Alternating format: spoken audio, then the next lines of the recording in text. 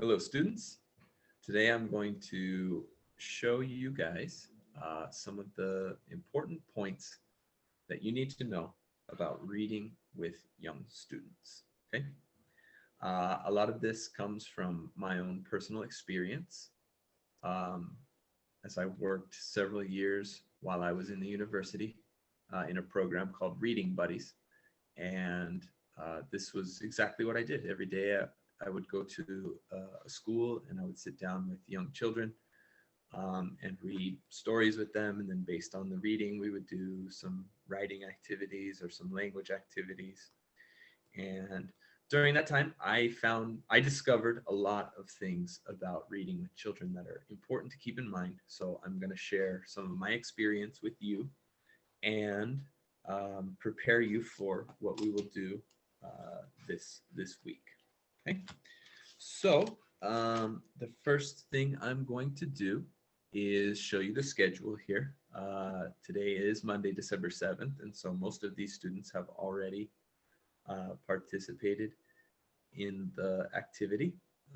We had some mixed results in the first session because Zoom was not allowing us to record or share the screen. So we're going to try to find some solutions to that problem, and we'll talk about those today. And the technology team is also working to try and make sure that we avoid those problems, okay? So you can see that most of the students from 12A will be going again on December 9th with the second grade students. And again, this is important to take into consideration when you choose your book, because you have to remember that a second grader's comprehension and a second grader's listening abilities are a little different than the fourth graders, okay? So we're going to be working with the second graders, and then on Monday, December 14th, next Monday, most of the students from 12B, and then those students who did not participate in the first session from 12A have also been scheduled for this time, 10:30 on Monday with uh, with second graders again. Okay, so we'll be working together during those times. The links to the Zoom are right here, and so you will be taken to the second grade Zoom class, and then from there the teacher will put you into smaller groups, breakout groups with your students. Okay. So the next thing we're going to do is take a quick look at Odilo, just so that you know how to find a book that will be appropriate for the students who you are working with. So I have Odilo open here. Um, you can see that my screen complete. You can see that these are the books that I have checked out. But if you are not sure which book you would like to read to the students, then you can start your search, okay? And remember that this works with filters. So the first thing we want to do is we want to put on the English filter. So now we're only looking at books that are in English, Dilo. And the next thing that we can do is we can use an age filter. I recommend probably using this one, which says desde seis, desde six, um, because your students in second grade are going to be somewhere around the age of 6 years old. And so we want to make sure that we're reading stories that are appropriate for their level. Now, at this point, you're going to get books that are about every single different kind of topic, okay?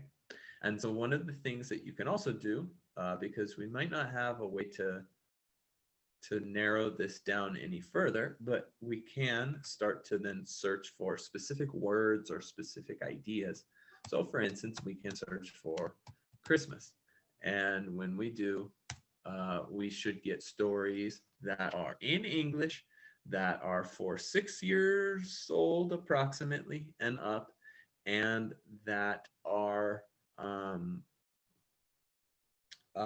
that are about Christmas. And you can see that that's the truth here, right? We have several books here about Christmas, related to Christmas in some way. Now, what you guys will need to do is take a look at those books and see which book you think you would like to read to the students, which book you think sounds the most fun, and choose that book. Do preview the book. Make sure that before you go to work with the students that you have taken a look at the entire book. Okay. Now I have chosen a book previously before this session, and it is this book, My Family Celebrates Christmas. And so this is the book that that I'm going to sort of use as a model today. It's not a bad book, I will say. It's kind of right on the level that we would want for a second grader. And you're going to see that it has some other features in the book that could be helpful for you during your reading. So I would suggest, well, you can take a look at this book. If you want to look at other books, so also I think it's a good idea. Okay. Finally, before I start really the reading, I wanted to point out that we had, like I said, some difficulty with recording the session today in Zoom.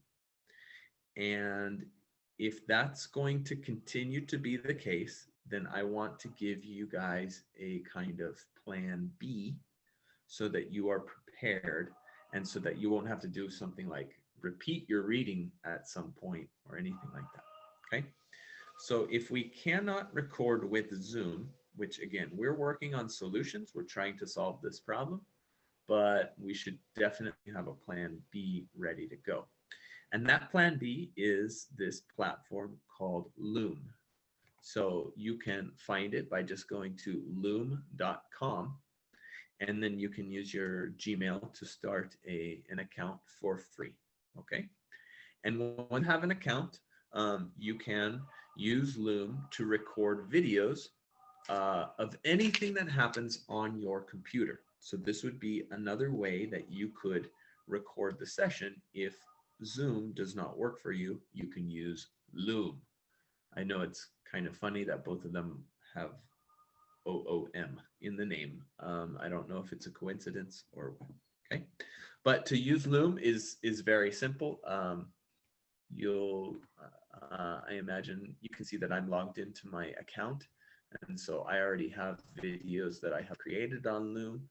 But you can you'll get some kind of screen that looks like this, and then you'll see that there will be a button that says record a video. And when you press it, it will of course ask you for which camera you would like to use, and make sure that the microphone is working. You can see this little line is moving when I talk. Yes, it is moving. Okay, and it'll give you the options for recording. I'm not going to use this because I'm using Zoom to record this video, so that would be like a lot of recording going on at the same time. But I would like for you guys to prepare for the reading and prepare for the worst case scenario that Zoom won't work, and make sure you sign up for an account with Loom so that on the day of your reading, you can just jump right in and start recording. Okay. I'm going to close Loom though, so that I can save some bandwidth on my computer. Finally, one more thing before we start reading the book, I want to let you know that from the second grade teacher, I have a message which says that the students will have a worksheet to fill in when and during the reading that you are doing with them. Okay, and this is going to be their book report for the second period. So it's important that you also sort of give them the help and guidance that they need in order to complete their assignment. Mostly what they're going to need to do is get the title the title of the book. So in this case, My Family Celebrates Christmas. The author of the book. So you guys can help them again by saying, okay, the book was written by Lisa Bullard. And you can show them where the name of the author is so that they can copy it down in their book. Okay. Um, and then they're going to need to draw a picture of one of the parts of the book that they liked the best. Okay, so now we're going to talk a little bit about strategies for helping young readers. And I hope that in this discussion, you guys will also start to see some of the things that I do for preparing you for a reading are not really that different from the way that you work with a young learner when they are learning how to read and when you are reading to them. Okay. And so the first thing that the first point, I'm going to basically give you four main points to consider and remember while you are doing your reading activity. And so I'm going to try to make sure to communicate those effectively. So strategy number one is called the book walk. Book walk. And a book walk is quite simple. What a book walk is allowing the student to explore a book before they start reading it. And I think this is important to recognize as an activity that not only works for young readers. Again, when we started to read the book Going Bovine, for example, one of the first things that I had you do was just simply take a look at the book, look at the cover, look at the back of the book, look at the way that the book is divided into chapters, look at how many pages the book has, okay? And these are all very normal activities for a reader. In fact, they're things that I still do today. This is a book that I'm reading currently. And before I start reading a book, I will carry out these same activities. I especially like to know how long are the chapters in my book, because I like to read complete chapters. I usually like to read a chapter until I get to the end of the chapter. And so, for instance, this book has something that I love, which is really short chapters. I love that when a chapter is like maybe a page or two. That way I feel very comfortable stopping and then picking up again later on. Okay. But again, these are things that not only young readers should do, but almost any reader should do to become more familiar with the text that they are going to read. And just to share a little secret, don't tell anybody else, but one of the things that I have always loved to do when I read a book is I like to go to the last page and I like to read the last word, just the last word, not the last sentence, not the last paragraph, just the last word. I like to know what the last word of the book is before I even start the book, which is kind of strange, but it's just something that I like to do. And that's the type of thing that comes from being a reader and having these types of book walk experiences. So in your book walk, you're going to show the book to the students, tell them that this book is a book about Christmas. It's a book about traditions and how we celebrate Christmas. Okay. And then you can start showing them some of the pages and maybe asking some different questions to get them connected to the book. And basically this now moves into point number 2, which is that you need to make connections with the book. So what do we mean when we talk about making connections? We're talking about making personal connections with the book. This is very important for young readers so that they start to build a sense of empathy when they read and when they they can start to use reading as a tool to understand themselves.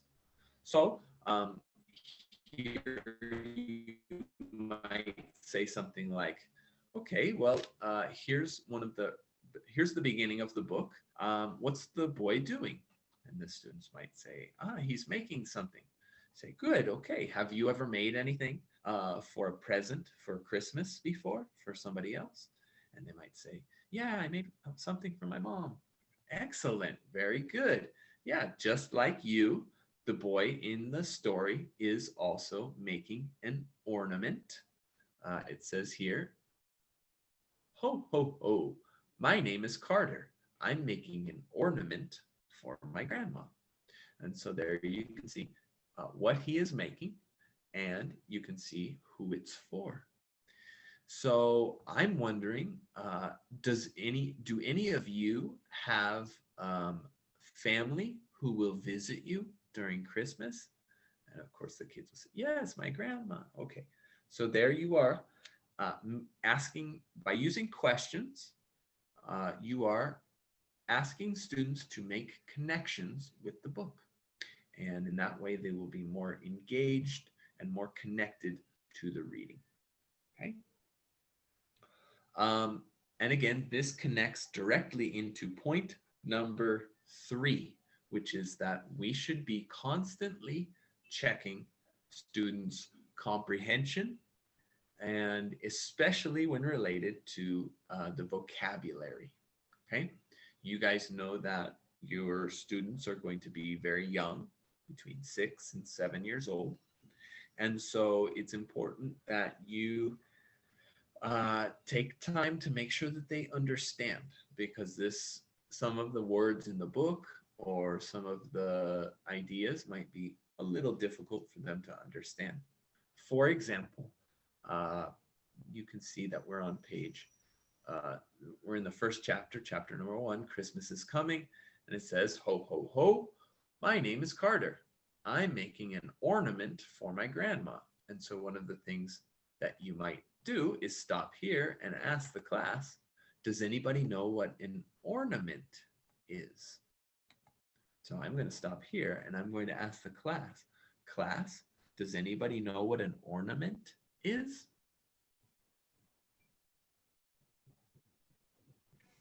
Yes. What is it, Manuela? It's like something that you use to decorate for Christmas. Very good. Excellent. Yes, you're absolutely right. An ornament is something that we use to decorate for Christmas or another holiday. Great. And Manuela, do you have any ornaments in your house? Yes, I do. Fantastic. What kinds of ornaments do you have in your house? Mm, I don't know how to say it in English. A lot of Papa Noel. A Santa Claus. Okay. Yay. And does Carter have Santa Claus ornaments and decorations in his house? Yes. Yes, he does, right? He has this picture of Santa, and and the cat has a Santa hat on it, and the Santa hanging from the chair, and he has a Santa hat. Great, Manuela. What other ornaments do you see in Carter's house? Do you see Christmas lights? Yes. And a snowman. Great. And do you have Christmas lights in your house? Yes, in the tree. All right, very good. So there you can see again that every page of a book is an opportunity to make connections, is an opportunity for students to practice the vocabulary, especially when you're teaching them a new word. For instance, uh, the second graders may never have heard the word ornament. Ornament. So you can get them to repeat the word ornament. You can ask them to use the word ornament in a sentence, tell you about an ornament. You see? So you have many opportunities to help the students learn about the vocabulary and the words that are necessary to understand the story that you're reading to them. And I have already begun to demonstrate point number 4, the last, let's say the last point, which is the use of your voice. Okay, you may have noticed that when I was questioning Manuela about her decorations, my voice sounded a little bit like I don't know, like a Nickelodeon show. Maybe Blue's Clues or Dora the Explorer. If you've ever watched those shows on Nickelodeon, then you probably know what I'm talking about, right? I didn't just say, okay, Manuela, do you have decorations in your house? I said, okay, Manuela, do you have decorations in your house? You see that the volume of my voice is dynamic. It changes. It sometimes is louder and sometimes is quieter. It moves in tone, so I might raise the tone of my voice. I might say, okay, Manuela, do you have any decorations in your house? Notice that my voice goes up higher when I ask a question. These are things that are really, really important when we read to young children, because they help in the comprehension of what's being said, and they also teach good models for the students to talk in the future. And so the use of your voice is very, very important, both when you're asking questions and when you're reading the text. So again, you're not just going to say, ho, ho, ho, my name is Carter, right? You're going to say, ho, ho, ho, my name is Carter. You can see that I kind of sound a little bit like a Nickelodeon character, right? My name is Carter, and today I'm going on an adventure. Same type of idea, okay? So we want to use a very dynamic voice when we read to the students, because it will also help them to maintain their focus and attention, and it will help them through the text, okay? So those are my 4 points, my 4 most important points. I'm going to review them just so that you remember. This is another important technique anytime that you're teaching people, to not only teach them the information one time, but at least another time. So first of all, we're going to do a book walk. We're going to show the students different parts of the book before we read the book, also allowing them to make predictions and to make connections, right? Which is the second point, making connections to what they're doing, right? To their personal lives. We're going to be asking questions along the way to make sure that the students understand what is happening in the story, that they don't feel lost, that there's not any words that might be confusing or that they might not understand.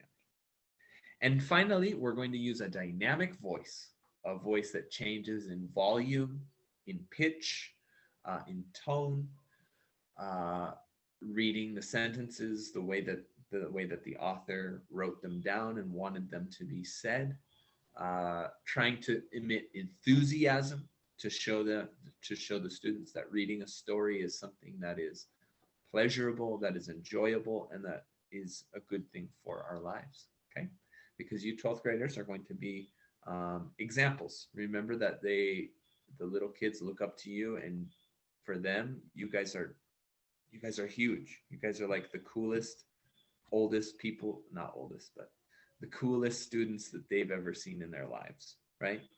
And so so don't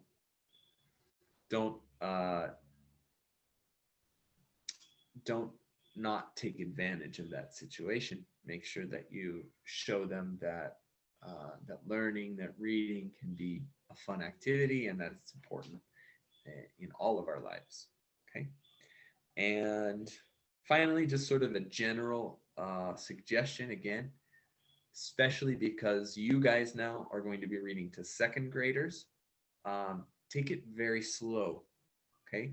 Very slow, and try and pronounce your words as clearly and correctly as possible. That means it's not a bad idea to practice reading your story the day before you read the story to the students, That way you feel very comfortable reading it and you can be confident in your pronunciation. Okay. I think with that I have shared the most important things that you need to know when reading to students. Are there any questions? No, everything clear.